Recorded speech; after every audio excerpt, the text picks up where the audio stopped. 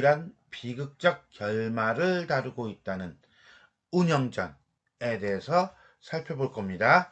자, 오늘 볼 작품은요, 운영전에서 궁녀 운영과 김진사의 관계를 알게 된 안평대군의 추궁, 그 추궁에 대해서 운영을 비롯한 5 궁녀가 운영을 변호하는 장면, 그러다가 결국은 운영이가 자살하고, 그 다음에 유영이 운영과 김진사와의 대화 후 꿈에서 깨어나는 그런 부분, 즉 절정 부분과 결말 부분에 대해서 살펴보도록 하겠습니다.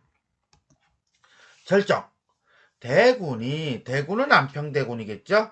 대노하시거든. 대노 설마 이거 모르지는 않겠지.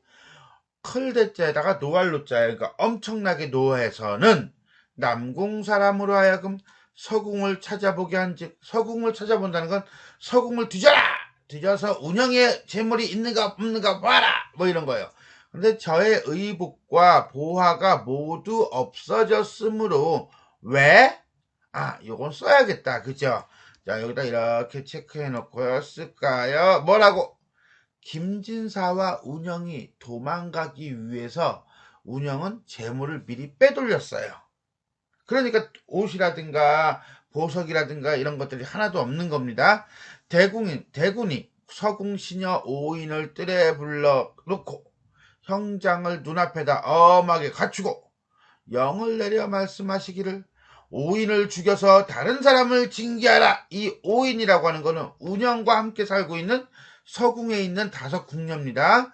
운영, 자란, 은섬, 옥녀, 비치. 다른 사람을 징계한다는 건 뭡니까? 그렇죠. 본보기를 보여라, 이거죠. 4글자로 뭐라고 그래요? 일벌백계라고 하시면 되겠습니다. 또한 직장 한 사람에게 분부를 하셨습니다. 장수를 헤아리지 말고 죽을 때까지 쳐라. 몇 대 때릴지를 정하지 말고 그냥 난타를 하라는 거죠. 안평대군의 잔혹함이 드러나고 있고요. 그만큼 안평대군이 분노가 매우 심하다는 것을 알 수가 있겠습니다. 이에 오이는 호소하기를 원하건대 한 번 말이나 하고 죽게 하여 주소서. 억울하다는 거죠. 그래, 그럼 하고 싶은 말이 무엇인고 그 사정을 다 말해보아라 라고 하셨습니다.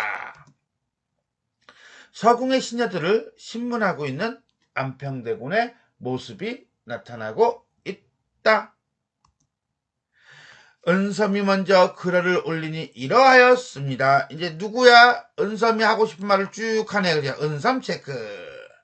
남녀의 정욕은 음양의 이치에서 받은 것이므로 귀천을 막론하고 사람이라면 누구나 다 가지고 있습니다. 남녀의 정욕은 사람이라면 누구나 다 가지고 있는 거다. 한마디로 남자와 여자의 정욕은, 사랑하는 마음은 인간의 뭐다?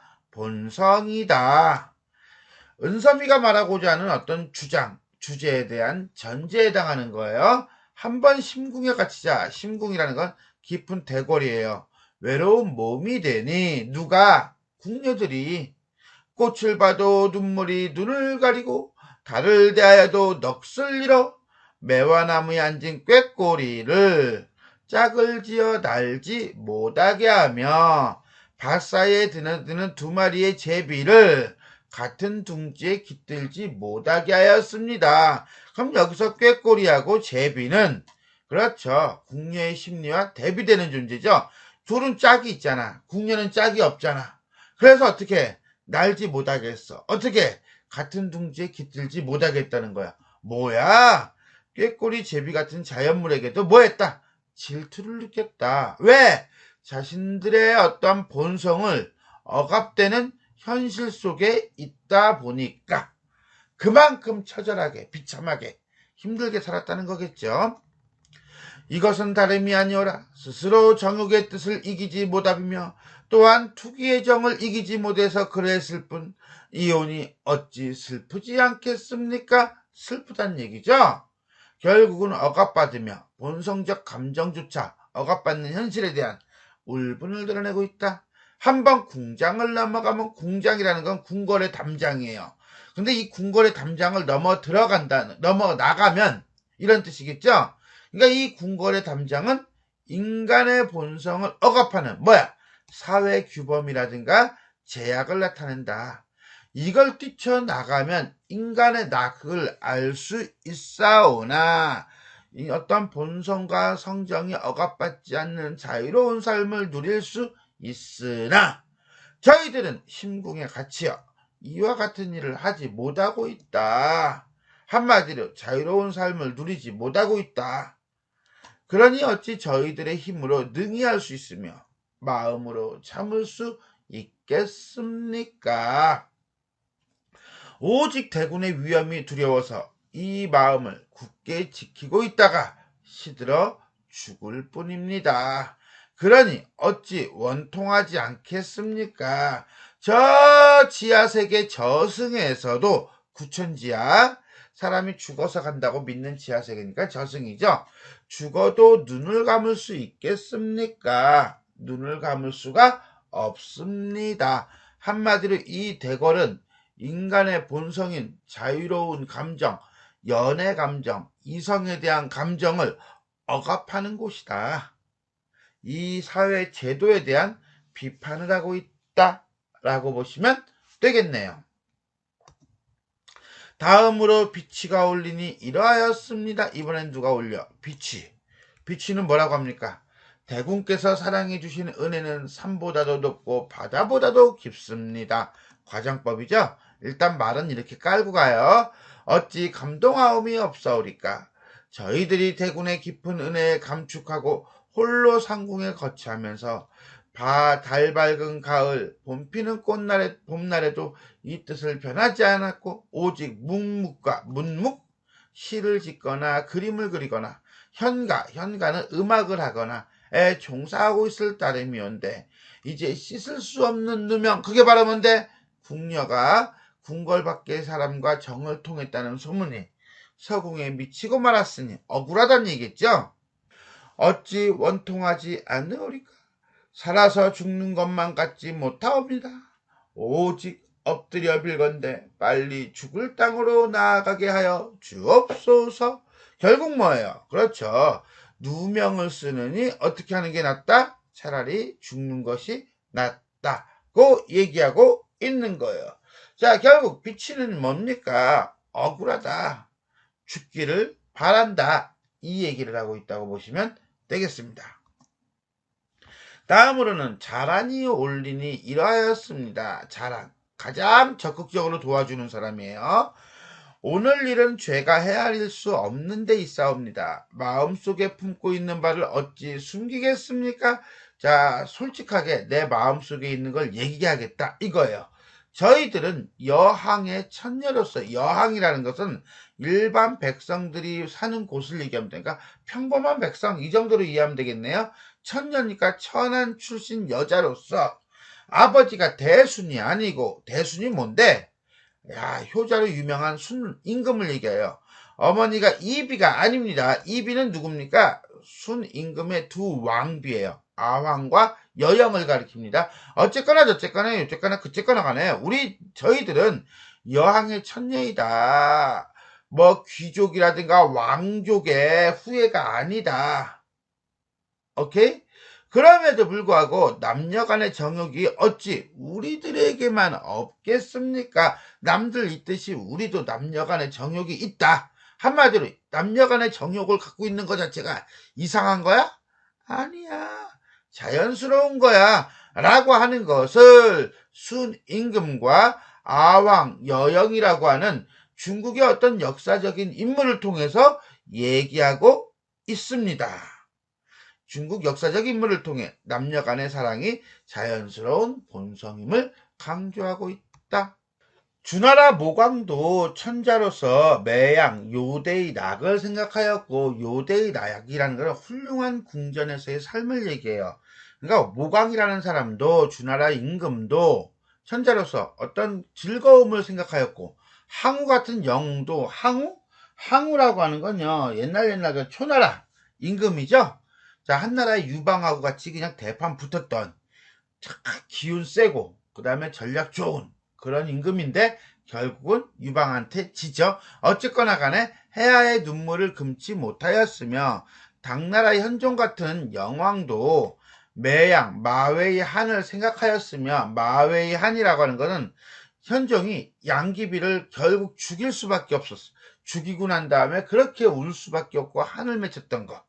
이런 역사적인 중요한 인물들, 영웅들이죠. 모광이라든가 항우라든가 현종 같은 사람들도 이렇게 인간적 감정을 가지고 있는 이런 인물들이었는데 대구는 어찌하여 운영으로 하여금 의무의 정이 없다고 할 수 있겠습니까? 운우의 정이라고 하는 것은 어떤 남녀 간의 정이에요. 어떻게 운영으로 하여금 일개 궁녀인 운영에게 남녀 간의 정이라고 하는 인간의 본성을 없게 만들 수 있겠습니까? 한마디로 남녀 간의 정은 자연스러운 본성이다.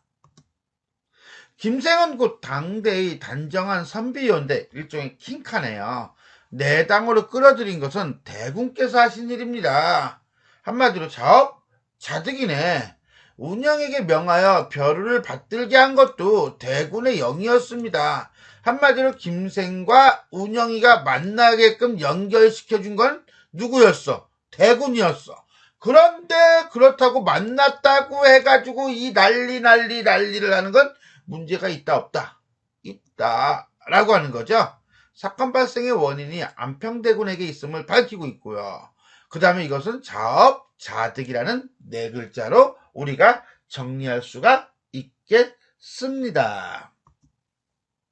운영이 오래도록 심궁에 갇혀 있으면서 달 밝은 가을, 꽃피는 봄날이면 매양 마음을 상하였고 가슴을 다쳤고 오동잎에 떨어지는 밤비에 몇 번이나 애를 끊었습니다. 한 번 호협한 남성을 보고 나서는 호협한 남성 김생 넋을 잃고 실성하여 병이 골수에 사무쳤으며 무슨 병? 상사병. 비록 장수하는 약과 월인의 손으로도 그 효력을 보기가 어렵게 되었습니다. 월인? 월나라 사람? 그러면 안 돼요. 중국 전국시대의 명의 죽은 사람도 살린다는 편작을 의미합니다. 거의 전설 속의 인물이에요. 하루 저녁에 아침에 이슬과 같이 죽어지면 대군께서 측은한 마음이 있어 돌보고자 하신들 무슨 소용이 있겠습니까?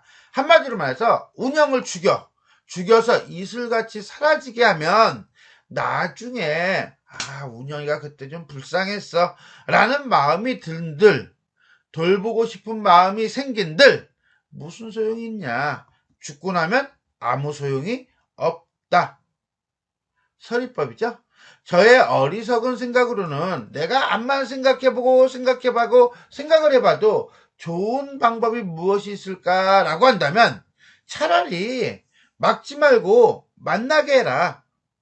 두 사람을 만나게 해서 원한을 풀어주면은 두 사람은 만나서 좋고 대구는 선행을 베풀었다는 평가를 받을 거야. 그 평가가 엄청나서 백성들이 칭송을 할 거야. 얼마나 좋습니까? 누이 좋고 매부 좋고 도랑치고 가지 잡고 이거예요. 그러니까 만나게 해 주어라 라는 거죠. 예전에 운영의 회절은 정절을 꺾은 겁니다. 죄가 저에게 있지 운영에게 있지는 않습니다. 왜? 내가 깨뜨리는 것을 도왔기 때문에 죄가 자신에게 있다고 덮어쓰는 거예요. 저의 이 한 말씀은 위로는 대군을 속이지 아니하고 아래로는 동료를 저버리는 것이 아닙니다. 솔직하게 얘기하는 겁니다. 오늘의 죽음은 죽어도 영광이라고 생각합니다. 엎드려 바라건대 대군은 저의 몸으로써 저를 죽이시어 운영의 목숨을 이어주시옵소서 라고 하는 거 보니까 운영을 살리기 위해서 완전히 목숨을 건 거죠. 그리고 운영의 행위를 두둔하고 있다라고 보시면 되겠네요. 그래서 운영을 두둔하는 사람. 네 번째는 옥녀가 올리니 이러하였습니다. 이번에는 누구? 옥녀. 서궁의 영광을 저도 이미 같이 했는데 서궁의 애군 이게 바로 뭡니까? 지금 궁 밖에 있는 남자를 만났다는 모함과 이 죽을 지경에 이제 두들겨 맞고 있는 거겠죠. 저만이야 면할 수가 있겠습니까? 면할 수 없습니다. 자, 곤강도 같이 타고 옥석도 같이 타는데, 곤강이라고 하는 건요, 중국 전설에 있는 높은 산이에요. 강이 아니에요. 자, 이 높은 산을 다 태우면 어떻게 되겠습니까? 그렇죠. 나무도 타고 돌도 타고 풀도 타고 거기 있는 짐승들도 다 같이 타겠죠. 즉 옥이든 돌이든 다 같이 타버린다는 거예요. 오케이? 이 말은 결국 뭐예요? 그렇지. 오늘의 죽음은 그 죽을 바를 얻었으니 죽어도 유감이 없겠다는 것과 묶어가지고 결국 한마디로 같이 죽겠다. 나도 한 팀이다. 공동체 정신을 갖고 있다. 이렇게 이해하시면 되겠습니다. 결국 옥녀가고자 하는 말은 간단해요. 뭐예요? 함께 죽겠다는 거죠. 자, 이렇게 5 궁녀가 운영을 변호하고 두둔하고 밀어주고 있는 그런 모습을 볼 수가 있었습니다. 간단하게 한번 정리해 볼까요? 은성, 남녀의 정욕은 음양의 이치에서 비롯되는 것이다. 그런데 궁녀들은 그 이치를 따르지 못하고 말라 죽어간다. 비취, 궁녀들은 주군이 시키는 대로 따르지 않았으니 죽어야 한다. 나도 죽는다. 자란, 대군이 운영과 진사를 만나게 해주길 바란다. 또한 자기 자신이 2 사람을 만나게 했으므로 지가 죄가 있는 것이지 운영이가 죄가 있는 것이 아니다. 그래서 내가 죽겠다. 옥녀, 자 어차피 운명 공동체이다. 공강에다가 불을 지르면 돌이든 보석이든 다 탄다. 나도 죽겠다. 소, 운영이 회절하게 된 책임은 나에게 있다. 운영 대신 내가 죽겠다. 라는 식으로 이야기를 마무리 짓고 있네요. 끝으로 제가 말하였습니다. 저 누굽니까? 운영이죠? 1인칭 주인공 시점이 되겠습니다. 라고 하는 거 보니까 이거는 내화 중에 내화. 그죠? 내화2가 되겠네요. 대군의 은혜는 산과 같고 바다와 같사온데 능히 정절을 굳게 지키지 못하여 싸우니 그 죄가 하나이며 자기가 죽어야 되는 이유 첫 번째. 전후로 지은 시에서 대군께 의심을 보이고 끝내 바로 아뢰지 못하였으니 그 죄가 둘이고 한마디로 김생을 사랑한다고 솔직하게 얘기하지 못한 죄. 서궁에 죄 없는 사람들이 저로 인하여 같이 죄를 받게 되었사오니 그 죄가 셋입니다. 한마디로 자기가 잘못한 게 몇 가지가 있다. 하나, 둘, 3가지가 있다. 이와 같이 큰 죄를 3개나 짓고도 산들 무슨 면목으로 살며 만약 죽음을 면하여 주신다 하더라도 나는 마땅히 뭐하겠다? 자결하겠다. 라고 하는 것은 결국 뭐야? 자신의 죄를 인정한다, 인정하지 않는다. 인정한다는 거지요. 그리고 죽겠다고 얘기를 하고 있습니다. 대군은 보기를 마치고 또 한번 자란의 초사를 다시 살펴보시는데 노여움이 좀 풀리는 것 같았습니다. 그래서 소옥이 꿇어앉아 울면서 고하였습니다. 소옥의 얘기가 나옵니다.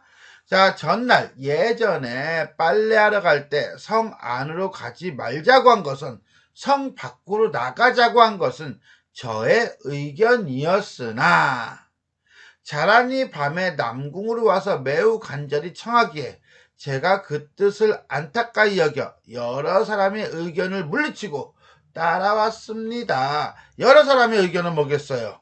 궁녀들은 궁 안에서 빨래를 해야 된다. 나가서는 안 된다. 라고 했는데 내가 뿌리치고 나왔습니다.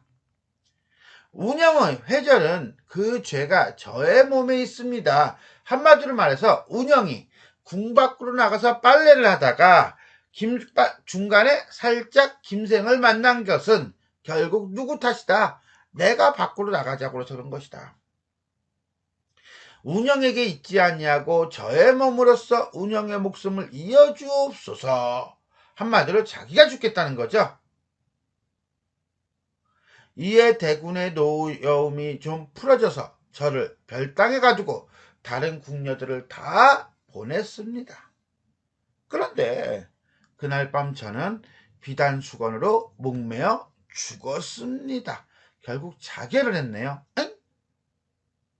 그러면 지금 이 이야기하고 있는 운영은 자결했다며, 죽었다며. 그러면 이 이야기를 하고 있는 운영은 그렇죠, 고스트죠. 자, 운영을 구하려는 소옥과 그 다음에 자결하는 운영에 대한 얘기를 하고 있습니다. 자, 여기서 운영의 자결이 갖는 의미가 무엇일까요? 라고 하는 거예요. 죽었습니다. 요 대목이 되겠죠? 자, 이거는 고스트다, 안 고스트다. 그것이 중요한 것이 아니고요. 사실은 이렇게 되겠습니다. 결국 뭡니까? 이성에 대한 순수한 애정마저도 감춰야 되는 억압하는 유교사회의 부조리. 그 다음에 외부와 단절된 채 살아가야 하는 궁녀들의 억압된 삶에 대한 뭐다? 그렇죠, 저항의 표현이다 라고 볼 수 있습니다. 나아가 운영의 죽음은 진정한 자아 추구와 인간성의 해방이라는 의미도 담고 있다. 결국 운영은 비인간적인 규제와 형식의 얽매인 삶에서 벗어나 진정한 자아를 찾기 위한 마지막 방편으로 무엇을 선택한 것이다? 죽음을 선택한 것이다 라고 보셔야 되겠습니다. 자, 그러면 이제 결말 부분을 한번 살펴보도록 할까요? 결말 부분을 살펴봅시다. 쓰기를 마치자 붓을 던지고 두 사람은, 여기서 말하는 두 사람은요, 김생과 운영이 되겠습니다. 마주보고 슬피 울면서 능히 스스로를 그칠 줄 몰랐다. 운영은 운영이란다. 유영이에요. 유영이 이제는 서술자가 되겠고 관찰자가 되겠죠. 자, 위로의 말을 해주었다. 두 사람이 다시 만났으니 소원이 없겠소. 원수인 종도 이미 없어졌고, 종, 그건 특이라고 하는 인물이에요. 고전소설에서 악당으로 나오는 인물 중에 아마 처음에 해당하는 인물이 아닐까? 이렇게 볼 정도예요. 통분함도 사라졌을 텐데 어찌 슬퍼하여 마지 않는가? 자, 어찌 이 원통함과 분함도 사라졌을 텐데 왜 이렇게 슬퍼하냐? 이 말은 원통함과 분함이 그치지 않았구나 라고 하는 걸 얘기하는 거예요. 왜 원통함과 분함이 그치지 않아서? 죽어서? 저승가서? 혹시 인간 세상에 나오기를 얻지 못하여 한탄하고 있는 것이냐? 니네들이 환생하지 못해가지고 억울한 것이냐? 라고 누가? 유영이가 추측을 하고 있는 겁니다. 그랬더니 김생이 울면서 말을 합니다. 우리 두 사람은 다 같이 원한을 품고 죽었기 때문에 염라대왕이 그 죄가 없음을 불쌍히 여겨 다시 인간 세상에 태어나도록 하고자 하였습니다. 원래는 염라대왕이 야, 니네 죄 없으니까 환생할래? 환생시켜줄게 라고 했습니다. 그러나 지하의 낙이라는 것은 저승세계죠.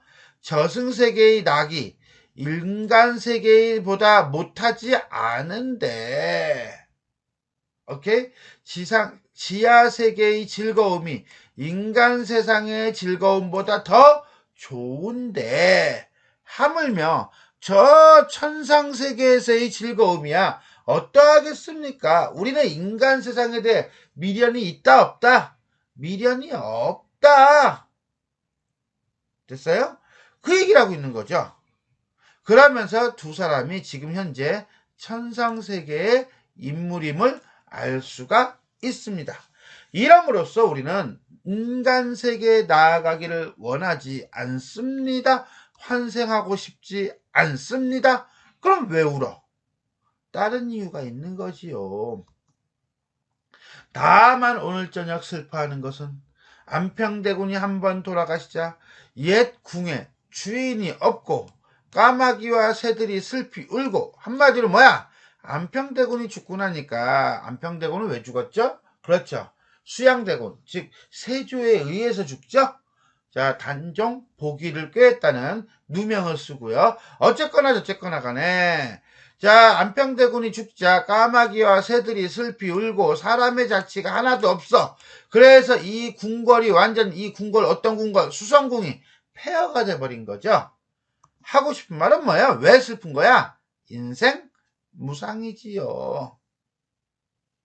게다가 새로 병화를 얻은 후에 빛나던 집이 재가 되고 옥 같은 섬돌, 분 같은 담이 모두 무너지고 오직 섬돌 위에 피어있는 꽃만이 향기롭고 뜰에는 풀만이 깔려 불빛을 자랑할 뿐이오니 그 옛날의 모습이 바뀌어지지 아니었다고는 하지만 인간 세상의 변화가 시음이 이와 같거늘 다시 와서 옛날 일을 생각하니 어찌 슬프지 않겠습니까? 자연은 막 화창하고 난리 부르시는데 사람은 엉망이네요. 그죠? 한마디로 자연과 인간사를 대비시켜서 인생무상을 얘기하고 있다. 그러면 그대들은 천상의 사람인가? 라고 얘기를 하네요. 한마디로 몰락한 수성궁을 보면서 인생 무상감을 느끼고 있는 김생과 운영이라고 보시면 되겠습니다. 우리 두 사람은 본래 천상의 선인으로서 오래도록 옥황상제를 모시고 있었는데 전생에 하루는 상제께서 태천궁에 앉아 저에게 옥동산의 과실을 따오라고 하셨습니다. 근데 꼭 이럴 때 사고가 나더라고. 제가 반도를 많이 따가지고 와서 운영과 같이 먹다가 사고 쳤네요. 진세, 인간 세상이죠? 속세에 적하되어, 적하 뭐야? 귀양 내려왔다는 거예요. 인간의 괴로움을 골고루 겪다가 라고 하는 거 보니까 천상에 있다가 어디로? 지상으로 내려온 거죠? 이런 걸 우리는 뭐라고 합니까? 그렇죠. 적강 모티프라고 합니다. 이제 옥황상제께서 예전의 허물을 용서하셔 삼천궁으로 올라가서 다시 옥황상제의 향안 앞에서 상제를 모시게 되었습니다. 그러니까 이제는 천상의 인물이 돼서 잘 나가고 있네. 잠깐 틈을 타서 바람의 수레를 타고 인간 세상 옛날에 놀던 곳 어디 수성궁에 찾아와서 잠깐 보았을 뿐입니다. 미련이 있는 것은 아닙니다. 운영과 김생이 수성궁을 다시 찾은 이유라고 보면 되겠네요. 김생이 말을 마치고는 눈물을 흘리면서 운영의 손을 잡고 또 말하였다. 바다가 마르고 돌이 불에 타버린들 우리의 정은 사라지지 않을 것이요. 간단하죠? 자, 과장법을 쓰고 있어요. 과장법을 쓰면서 정이 영원할 것을 강조하고 있네요.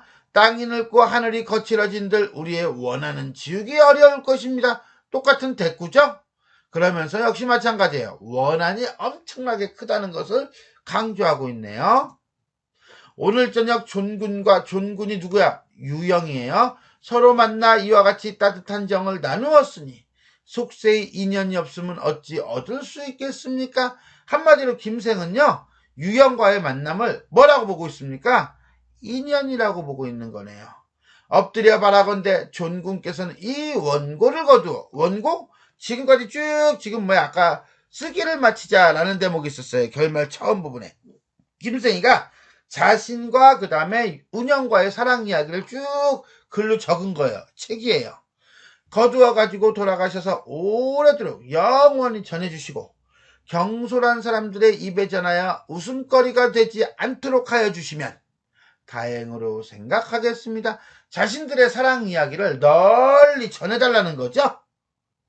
그리고는 김생은 취하여 운영의 몸에 기대어 시 한 수를 읊었다.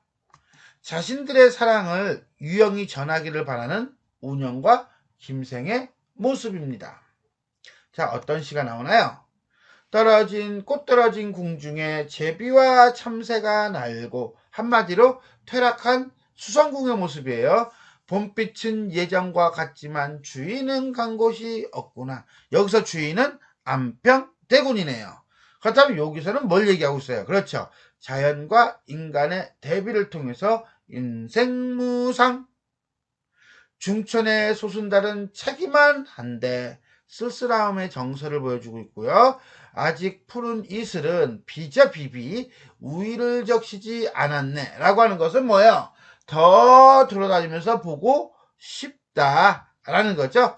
자, 위에는 상황을 제시하고요. 밑에서는 정서를 제시하는 성경 후정이 되겠네요. 한마디로 그거예요. 인생 무상에 대한 쓸쓸함이에요. 운영이 받아서 또 읊었다. 고궁의 고운 꽃은 봄빛을 새로 띠고 있고, 고궁은 여기서 수성궁이 되겠죠. 천년만년 우리 사랑 꽃마다 찾아오네. 천년만년 동안 우리 사랑이 쭉 영원하기를 바란다는 거예요. 오케이 됐어요? 결국 이건 뭡니까? 그렇죠. 봄이 되어 수성궁의 꽃과 버들이 피어났어요. 새로 띄었어요. 하지만은 이 수성궁이 몰락했잖아 지금, 그죠? 하지만 자신들의 어떤 사랑은 영원하기를 바라는 거죠. 왜? 자취를 감추고 사라져 없으니까. 우리는 그러면 안 돼. 오늘 저녁 여기 와서 놀며 여기 수성궁 옛자취를 찾아보니 막을 수 없는 슬픈 눈물이 수건을 적시네. 한마디로 뭡니까? 인생 무상. 뭐에 대한? 안평대군의 몰락에 대한 슬픔 정도로 보면 되겠습니다. 한마디로 인간사의 유한함, 즉 인생 무상을 슬퍼하고 있는 김생과 운영이 되겠다라고 보면 되겠네요. 자, 이렇게 소설에 시가 나오는 게 고전 소설에서는 상당히 많습니다. 그리고 또 이런 대목이 있으면 시험 문제로 엄청 잘 나옵니다. 따라서 자, 소설에 시를 삽입했을 때 효과를 간단하게 정리한다면, 자, 인물들의 감정 상태를 보여주고 있다. 그 다음에 작품의 어떤 서정적 분위기를 고조시키고 있다. 다만 이 작품에서는요, 비극적 상황이니까 비극적 분위기를 고조시키고 있다. 다음에 김생과 운영의 이야기를 정리하고 마무리 짓고 있다. 마무리 지으면서 감정 상태가 드러나고 그를 통해 주제가 집약적으로 나타나는 거죠. 어떤 거? 신분을 초월한 남녀간의 사랑, 또 인생 무상, 이렇게 됩니다.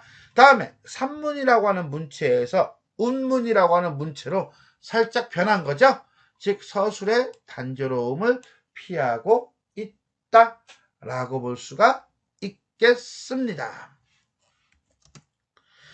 진사가 유영더러 말하기를 그대 또한 문사요. 전생의 인연으로 오늘 밤 같이 놀았으니, 한 가지로는 함께란 뜻이에요.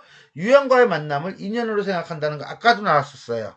우리들이 지은 글에 차운을 함이 또한 같이 아니하랴 라고 하는 것은, 야, 너하고 나하고는 인연이다. 우리도 지금 시를 한 수씩 졌는데 너도 여기에 맞춰서 시를 한 수 지어봐라. 같이 시 짓고 놀자. 이거예요. 자, 그런데 이거는 그대 또한 문사요라고 하는 부분에서 잠깐 캐치할 수 있는 게 뭐냐면 또한이잖아요. 그죠? 너도 선비이고 라는 의미도 있고요. 그 다음에 불우한 처지이고 라는 의미도 있다라고 보면 돼요. 어쨌거나 그쨌거나 간에 김생은 유영에게 뭘 느끼고 있다? 하나의 동질감을 느끼고 있다 라고 보시면 되겠습니다. 이에 유영이 승낙하고 차운을 하니 시를 짓는 거죠. 달이 옛궁에 돋아왔음에, 옛궁 수성궁 옛빛이 새로워졌으며 풍광이 흡사 작년 봄과 같도다. 묻겠노라 주인과 객이 지금 어디 있는가? 주인은 누구겠어요? 안평대군이죠. 객은 누구겠어요? 김진사라든가 운영이라든가 기타 등등등등 손님들이죠. 어디 있는가라고 하는 건 지금 있다는 거예요, 없다는 거예요? 없다는 거죠. 오직 꽃 같은 무엇만이 남아있어? 혼백만이 남아있어. 슬프게 하도다. 쉽게 얘기해서 간단히 묻습니다. 뭐예요? 인생 무상이지요. 결국 주제가 다 같다고 볼 수 있겠습니다. 운영이 그를 보고 크게 칭찬하며 말하기를 남궁의 문장이 또한 당시 고인을 이기리라. 자, 남궁이라고 하는 것은 누구냐 그러면 조선시대 임금인 예조예요. 예조를 우리가 남궁이라고도 하고요. 그 다음에 또 대유법을 써가지고 글 잘 짓는 사람을 가리키는 말도 됩니다. 어쨌거나 그쨌거나 간에 운영은 이 유영의 문장이 남궁을 포함한 글을 잘 짓는 옛사람들보다 더 뛰어나다라고 칭찬을 하고 있는 것이다 라고 봐요. 그러나 문장의 뜻 또한 비장한지라. 우리로 하여금 위로하는 말이기는 하지만 자연히 감정이 막 북받쳐 오르는구나. 왜? 나도 인생 무상을 지금 느끼고 있거든. 이렇게 얘기를 하고 있는 거죠. 김생이 울며 말하기를 우리의 일을 말하려 하면 점점 슬픔만 가득 찰 것이다. 한마디로 뭐야? 엄청 슬프다라는 자탄이면서 어디로 쫓아 좋은 말이 나오겠는가? 그러나 벌써 밤이 반이 넘었고 시간의 경과네요. 별이 북극에 드문지라 역시 시간의 경과네요. 헤어질 때가 됐나 보다. 그죠? 술이나 다시 먹고 놀리라. 하고 차를 따르는 사람을 불러 술을 더 가져오라 하여 잔을 씻어 다시 술을 따라 시간이 지나며 모두 크게 취하였다. 상을 물리치고 서로 기진하여 꼴딱꼴딱 졸기 시작하였다. 자, 김생 운영과 시를 나누면서 술을 마시고 즐기고 있는 유영의 모습이었습니다. 이때 유영도 취하여 잠깐 누웠다가 뭐였어요? 산새 소리에 깨어났다. 두두두두두두두두뇽. 요 부분이죠.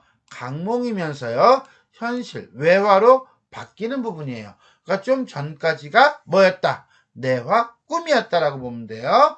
구름과 연기는 땅에 가득하고 새벽빛은 청망한데 사방을 살펴보아도 사람은 보이지 않았다. 왜? 꿈을 꿨으니까 밤새도록. 다만 뭐야? 김생이 기록한 책자가 있대요. 이거 꿈속에서 귀신이 쓴 건데 헐, 이 작품이 가지고 있는 비현실성이네요. 그럼 그게 꿈이 아니었나? 진짜 만난 거였나? 그럴 수도 있나? 아무튼 간에 유영은 쓸쓸한 마음, 이때 말하는 쓸쓸한 마음은 뭐겠습니까? 그렇죠. 인생 무상, 금할 수 없어. 신책을 거두. 신책이 뭡니까? 자, 김생이 기록한 책이겠죠. 집으로 돌아왔다. 장 속에 감추어 두고 때때로 내어보고는 망연자실하여 침식을 전폐하였다. 가만. 장 속에 감추어 두고 때때로 내어봤대요. 왜? 김생은 널리 알려달라고 했잖아. 그런데 왜?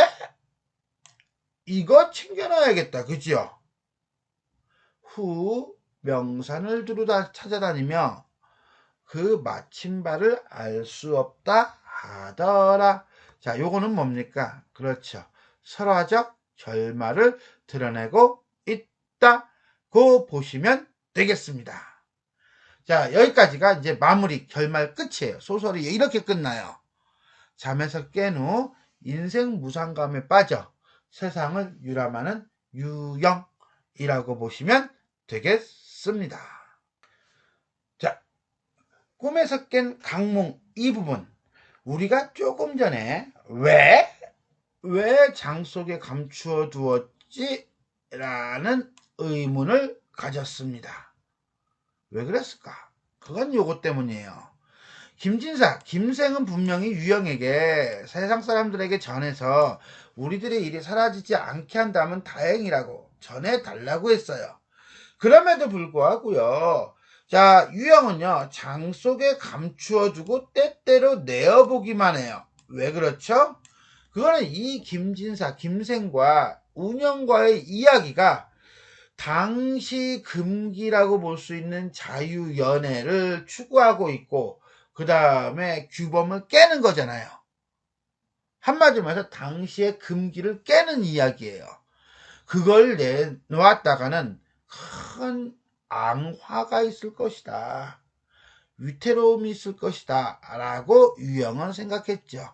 그만큼 당시 사회가 억압적이고 폐쇄적인 사회이다.